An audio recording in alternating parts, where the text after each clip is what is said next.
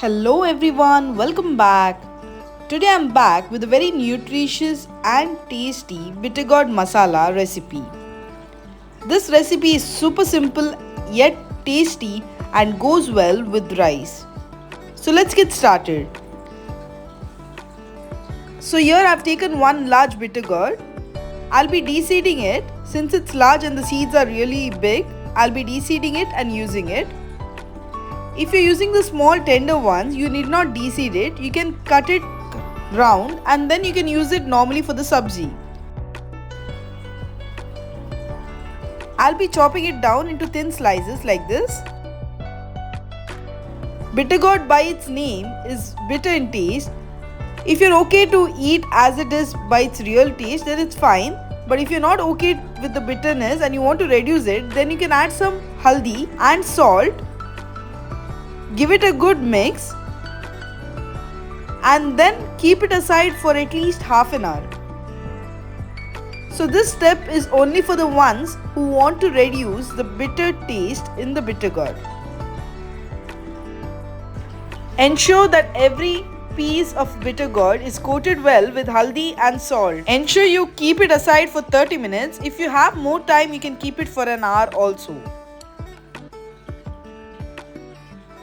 On the other side, I'll start preparing for the masala. I've added around 2 tablespoons of coconut oil. I've taken virgin cold pressed coconut oil. If you want to use mustard or any normal cooking oil, you can do so. To this, I'll be adding 2 large onions.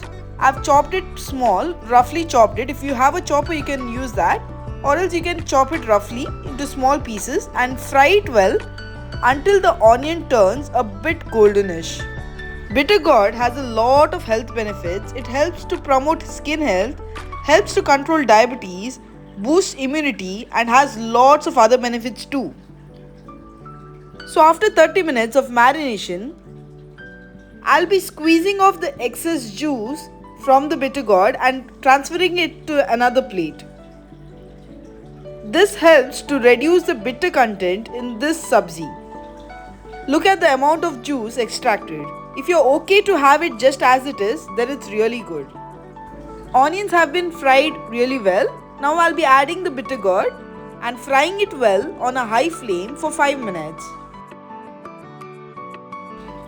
This recipe requires very minimum ingredients yet tastes so yum when you have it with rice or normally with chapati. Give it a good mix and fry it well for 5 minutes. So the bitter gourd has been fried really well for 5 minutes. Now I'll be adding chopped tomatoes. I've used 2 small tomatoes. If you're using a large tomato, you can add 1. Give it a good mix. I'll be adding around half cup of water in order to help the sabzi to get cooked well. Give it a good mix.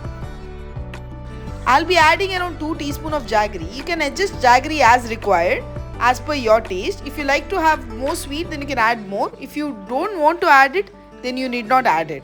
Give it a good mix. And now let's allow the sabzi to get cooked for 10 minutes on a medium flame. I'll be covering it with a lid and allowing it to steam for 10 minutes. So after 10 minutes, the bitter gourd has been perfectly cooked. I'll give it a good mix and then add some masala. I'll be adding around 2 teaspoons of Kashmiri chili powder, half teaspoon of coriander powder,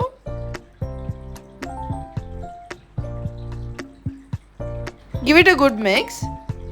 The next key ingredient I'll be adding is jeera and fennel seeds. I've taken half teaspoon of jeera and half teaspoon of fennel seeds, crushed it roughly, and now I'll be adding it to the sabzi. If you're having powders, you can add that. If you don't have powders, you can crush it roughly with the pounding stick and then you can add it to your sabzi. Give it a good mix. That's it. Bitter gourd masala is all ready to be served. Isn't it simple? Do try this super easy and super simple recipe and let me know your review on the same. If you have not yet subscribed, please don't forget to subscribe. Thank you so much.